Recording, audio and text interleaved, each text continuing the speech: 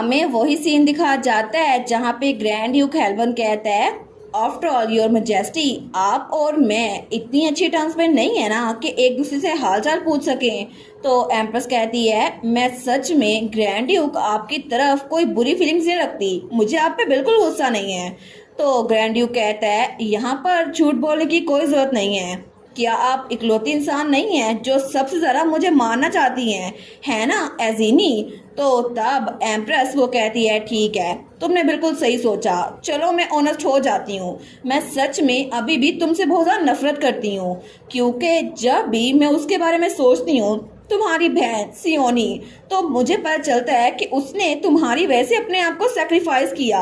ये सोचते ही मुझे तुमसे नफरत कम नहीं होती। लेकिन तुम्हें डरने की कोई ज़रूरत नहीं है, क्योंकि तुम्हें पता है ना, मैं कभी भी उस इंसान को कोई नुकसान नहीं पहुंचाऊंगी जो कि सियोनी के लिए बहुत ज़्यादा इंपॉर्टेंट थे, क्योंकि वो मेरी बहुत ज़्यादा अच्छी दोस्त थी। और आज भी मैं तुमसे सिर्फ इसीलिए बात करने आई थी क्योंकि मुझे तुमसे कुछ पूछना था ग्रैंड ड्यूक। तो ग्रैंड ड्यूक कहता है, आखिर मुझे आपसे डर क्यों ही लगेगा, क्योंकि मैं भी आपको सिर्फ इसलिए छोड़ रहा हूँ क्योंकि आप मेरी बहन की दोस्त थी। सिर्फ एक ही वजह है जिसकी वजह से आप अनहार्म्ड हैं। लेकिन तब वो मुड़ते हुए कहता है, माफ कीजिएगा, मेरी बदतमीजी के लिए मुझे माफ कीजिएगा। जब तक मेरी बहन वापस नहीं आ जाती हमारे पास डिस्कस करने के लिए कुछ भी नहीं है।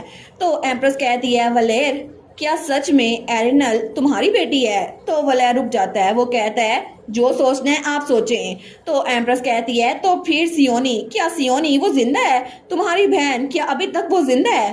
तो ग्रैंड ड्यूक कहता है, अगर आप सच में ये जानने के लिए इतनी ज़्यादा डेस्परेट है तो आपको आगे बढ़कर मेरी बहन की तब हेल्प करनी चाहिए थी, लेकिन अब तो बहुत ज़्यादा देर हो गई है और अभी आपको जो पता है वो हर एक चीज़ नहीं है और मैं आपको कोई उम्मीद भरा आंसर दे नहीं सकता। ये एग्जैक्टली वैसा ही है जितना आप जानती हैं।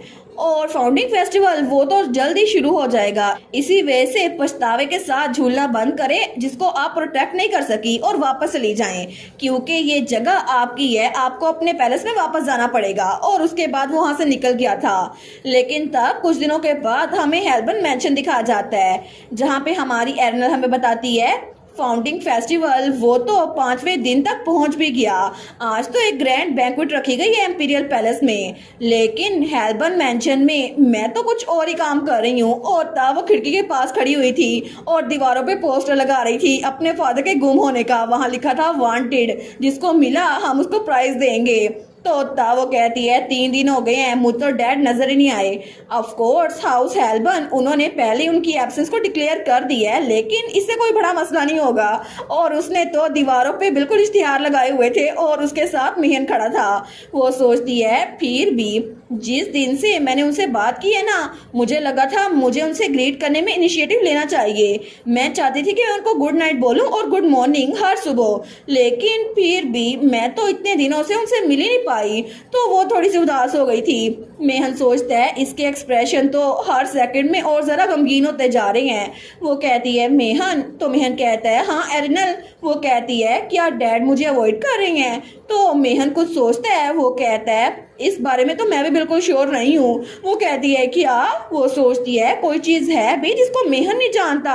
तो मेहन कहता है, जब उसकी बात आती है ना तो मुझे खुद नहीं पता उसके दिमाग में क्या चल रहा होता है और ये बहुत ज़्यादा ट्रबलसम है क्योंकि मैं उसके साथ कुछ डिस्कस भी नहीं कर सकता। वो हमेशा मेरी बात को घुमा फिरा देता है, इसी वजह से बड़ा डिलेमा होता है। लेकिन प्लीज आप ये मुझे दे दे, इसको मैं बांट दूंगा। हमारन कहती है, ठीक है। वो कहता है, उसकी कंडीशन तो कुछ दिनों से बहुत ज्यादा अजीब हो रही है जब से वो इंपीरियल पैलेस से वापस आया है। इसी वजह से मुझे लगता है एक बार फिर से उसने अपने आप को वहां पर हेल्बन के सीक्रेट आर्काइव में बंद कर लिया है, लेकिन उस रूम में जाने के लिए बहुत ज्यादा सिक्योरिटी है। उसके बाद वो दरवाजा बंद हो जाता है और ब्लड लाइन के बाहर का कोई इंसान अंदर नहीं जा सकता। हमारून कहती है, मेहन तुम भी नहीं जा सकते? वो कहता है, नहीं, चाहे कितना भी मैं आपके क्लोज क्यों ना हो जाऊं, लेकिन मैं आपके साथ सेम ब्लड शेयर नहीं करता।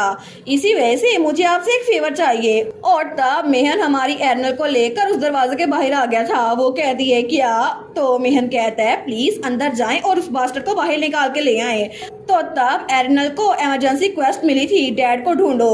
तो मेहन कहता है, अगर ये तुम हो ना एरिनल, तो मुझे पता है तुम ये कर सकती हो। हमारून कहती है, मैं सच में मैं ये कर सकती हूँ? वो कहता है, बिल्कुल, और रिवार्ड के तौर फ्लोर पर जब तुम हिज ग्रेस को वापस ले आओगी ना तो हम लोग इकट्ठे स्नैक्स एंजॉय करेंगे और तुम्हें स्टोरी बुक भी सुनाऊंगा। वो कहती है एक्सेप्टेड। ठीक है, तो फिर मैं बस खुद भी क्यूरियस थी कि यहाँ पर है क्या।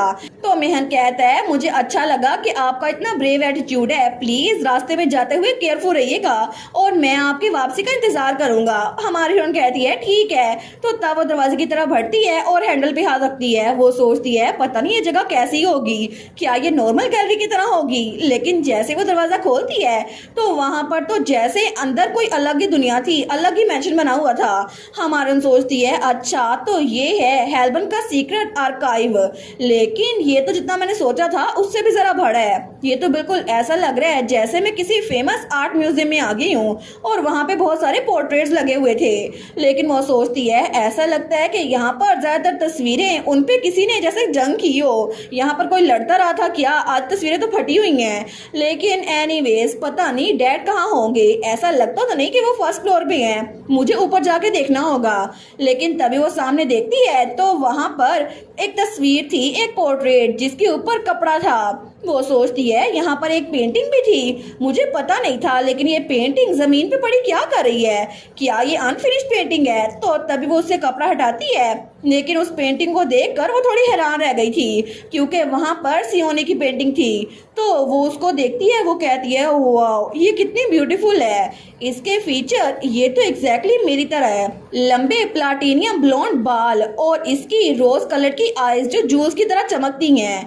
और एग्जैक्टली उसी मोमेंट मुझे पता चल गया कि ये लड़की जो इस पेंटिंग में है मेरी तरह दिखती है। और तभी हमारी एरनल उसको कुछ एहसास होता है, वो सोचती है जैसे ये औरत जो इस पेंटिंग में है मुझे गले लगा रही हो, वो कह रही हो मेरी प्यारी बेटी, मेरी प्रीशियस चाइल्ड। ये तो बिल्कुल ऐसा है जैसे एक बहुत लंबे अरसे पहले भूली हुई मेमोरी मेरे दिमाग में आकर बस गई हो। वो कहती है मॉम, और तब उस तस्वीर को छूती है। वो सोचती है इस पेंटिंग में ये वुमेन ये मेरी बर्थ मदर है। वो सोचती है लेकिन क्या ये किसी और किंगडम की प्रिंसेस थी, अगर मैं इनका नाम देखूं तो शायद मुझे पता चल जाए कि इस फैमिली लाइन से थी।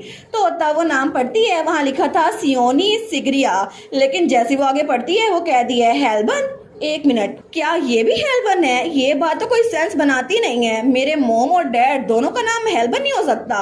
और वैसे भी मुझे अभी याद आया कि इस जगह पर सिर्फ हेल्बन फैमिली के मेंबर्स की तस्वीर टंगी हुई है, इसका मतलब है कि दोनों ही हेल्बन फैमिली से हैं। लेकिन अगर ये दोनों बहन भाई हैं तो इसका मतलब है कि इन दोनों में से एक मेरे पेरेंट नहीं हो सकता। लेकिन अगर मेरी मॉम भी एक हेल्बन है और डैड भी हेल्बन है तो इसका एक ही मतलब है। फिर वो सोचती है नहीं नहीं, इस मामले को अभी छोड़ देती हूँ, वैसे भी इस सब में कूदने का कोई फायदा नहीं है, ये मेरा कोई बिजनेस नहीं है। और तब वो सोचती है वैसे भी अगर मैं ऑब्जेक्टिवली देखूँ ना तो कोई सॉलिड प्रूफ है नहीं कि मेरे अभी वाले डैड मेरे बायोलॉजिकल फादर हैं ना। और डैड का टाइटल जो मैंने उनको दिया था ना मैं वापस ले रही हूँ, क्योंकि जब मैंने डैड को पहले देखा था ना ही मेरे दिल में कोई फीलिंग आई थी जैसे ये मेरे फादर हैं। और तब वो तो बड़ी क्यूट लग रही थी। लेकिन तब वो सोचती है ऑनेस्टली चाहे वो मेरे बायोलॉजिकल फादर हो या फिर नहीं, क्या ही फर्क पड़ता है, जब तक वो मुझे खाना खिला रहे हैं और मुझे सोने के लिए एक अच्छी जगह दे रहे हैं तो फिर वो मेरे डैड ही हैं एब्सोल्युटली। लेकिन मुझे जाकर डैड को ढूंढना होगा जल्दी से, उसके बाद यहाँ से बाहर निकलती हैं। लेकिन तभी वहां पर उसे किसी के कराहने की आवाज आती है तो एरनल उस तरफ देखती है। वो सोचती है क्या ये क्या था, मैं श्योर हूँ कि वहां से किसी शोर की आवाज आई है, क्या वहां पर कोई है। लेकिन तभी एक बार फिर से वो आवाज आती है तो वो जल्दी से भाग के वहां जाती है। तो वो सोचती है कोई दर्द में करा रहा है। तो वहां पर ड्यूक हेल्बन बैठा हुआ था एक चेयर पर। लेकिन तब उसको देखती है तो वो बहुत ज्यादा तकलीफ में था। वो कहती है डैड, लेकिन ड्यूक हेल्बन उसकी तरफ देखता नहीं है। और इसी के साथ ये वाला पार्ट यहीं पर ख़त्म। तो आप लोग बताइएगा आप लोग को ये पार्ट कैसा लगा, और वीडियो को लाइक और चैनल को सब्सक्राइब लाजमी कीजिएगा। बाकी वीडियोस का लिंक भी स्क्रीन पर नज़र आ रहा होगा तो काइंडली उनको भी चेकआउट कर लें। और thank you so much for watching my videos. Stay safe, bye bye.